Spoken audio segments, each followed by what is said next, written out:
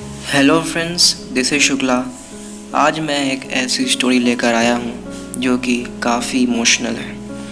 इसे सुनकर शायद आप अपने आंसू रोक ना पाए, और रुकेंगे भी कैसे। ये दो कैरेक्टर नोबिता और डोरेमोन हमारे दिल के इतने करीब जो है।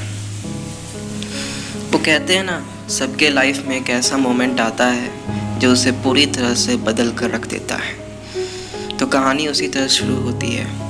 नोबिता हमेशा की तरह स्कूल से घर आते हुए डोरेमोन को कहता है, डोरेमोन चलो खेलते हैं। पर डोरेमोन लेटा हुआ था, उसने कुछ जवाब नहीं दिया। तो नोबिता ने सोचा डोरेमोन थक गया होगा इसलिए सो रहा है। तो वो कुछ देर बाहर से खेल कर आया, तब भी डोरेमोन सो रहा था। नोबिता को समझ नहीं आया कि आखिर हुआ क्या। उसने डोरेमोन को बहुत उठाने की कोशिश की। उसने चिल्लाना शुरू किया, डोरेमोन उठो डोरेमोन, पर वह उठ नहीं पा रहा था। नोबिता फिर टाइम मशीन से डोरामी को लेकर आया। डोरामी ने अच्छे से डोरेमोन को चेक किया और धीरे से नोबिता को कहा कि डोरेमोन की बैटरी ख़त्म हो गई है।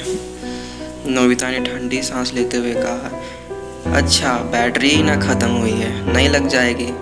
अच्छा, वह ज़्यादा सीरियस बात नहीं है। तो डोरामी ने कहा कि डोरेमोन की जो मेन बैटरी है उसकी पॉकेट में है, वो ख़त्म हो गई है। हालांकि रोबोट्स में एक बैकअप बैटरी भी होती है जो कि उसके कान के पास होती है, लेकिन डोरेमोन के ईयर्स तो चूहे खा गए हैं, इसलिए बैकअप बैटरी भी नहीं है।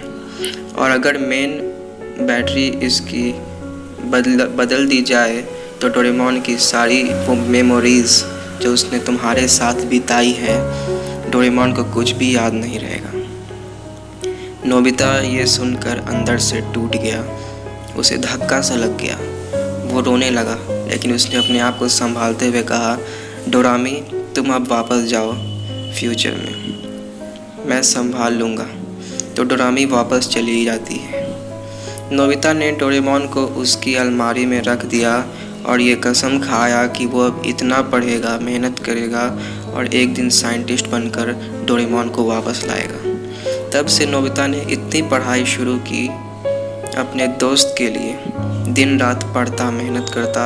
अब कुछ ही महीनों में नोबिता स्कूल में टॉप करने लगा। देखते ही देखते उसने टेकी सोगी को भी पीछे छोड़ दिया और जीनियस लड़का बन गया।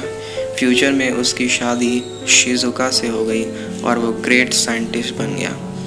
उसने अपने रूम में ही लैबोरेटरी खोल ली, जहाँ पर वो दिन रात डोरेमोन को ठीक करने के लिए लगा रहता। आखिर वो दिन आ ही गया। नोबिता कामयाब हुआ। उसने शिजुका को अपने कमरे में बुलाया और उसे एक स्विच ऑन करने के लिए कहा। जैसे ही स्विच ऑन हुआ तो डोरेमोन की जो मशीन पार्ट्स हैं वो वर्क करने लगे। डोरेमोन की आंखें खुलने लगी और उठते ही डोरेमोन ने कहा, नोबिता तुमने अपना होमवर्क किया? ये सुनते ही नोबिता और शिजुका दोनों की आंखों में पानी आ गया। वो दोनों डोरेमोन से लिपट कर रोने लगे। तो दोस्तों, इसी तरह नोबिता ने सिर्फ अपने दोस्त को वापस लाने के लिए फेलियर से जीनियस तक का सफ़र तय किया। तो यही थी कहानी। उम्मीद है आपको पसंद आई होगी। चैनल पर नए हो तो सब्सक्राइब करके बेल आइकन प्रेस कर देना। अगले वीडियो फिर मिलते हैं, तब तक के लिए बाय बाय।